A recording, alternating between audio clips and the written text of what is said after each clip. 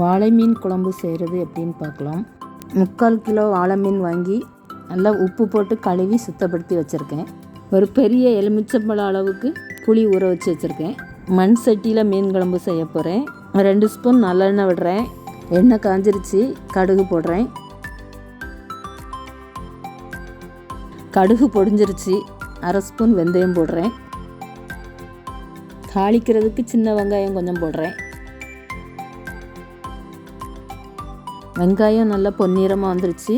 கருவேப்பிலை போடுறேன்.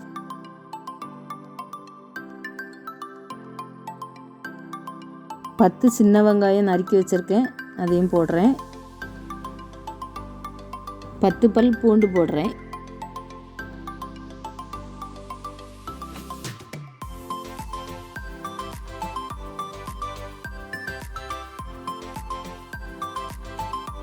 நறுக்கிய தக்காளி 1 சேர்த்துக்கலாம்.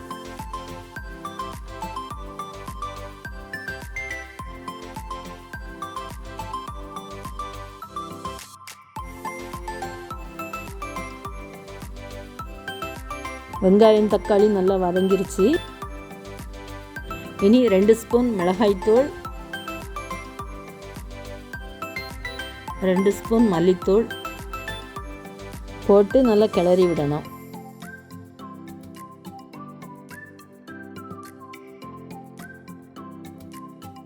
மிக்ஸி ஜாரில் 3/4 கப் தேங்காய் பூ போட்டு நல்லா அரைச்சிக்கிறேன். 10 சின்ன வெங்காயம், 1/2 ஸ்பூன் சீரகம், கொஞ்சம் கருவேப்பிலை சேர்த்து நல்லா அரைச்சிக்கலாம். இனி அரைச்ச தேங்காயை மசாலாவோட சேர்த்துக்கலாம். நல்லா கிளறி விட்டுக்கணும்.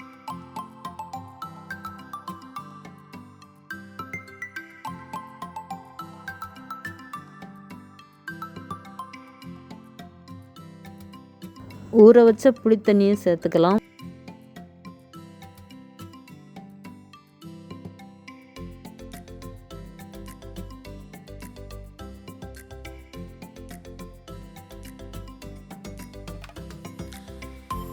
இனி நல்லா கலந்து விடணும்.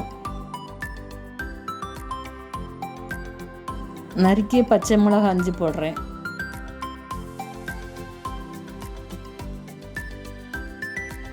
மஞ்சள் தூள் 1/4 ஸ்பூன் போடுறேன்.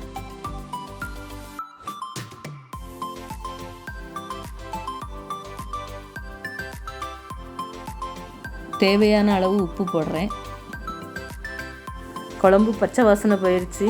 நல்லா கெட்டியாகி வருது. இனி மீன் போட்டுடலாம்.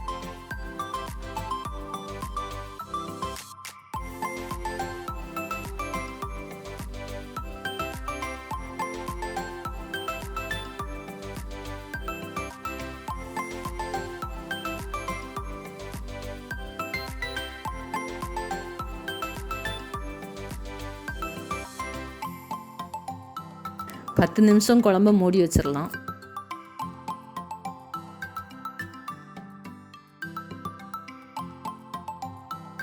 பத்து நிமிஷம் ஆயிடுச்சு. குழம்பு நல்லா எண்ணெய் மிதந்து வந்துருச்சு. இனி எடுத்துடலாம்.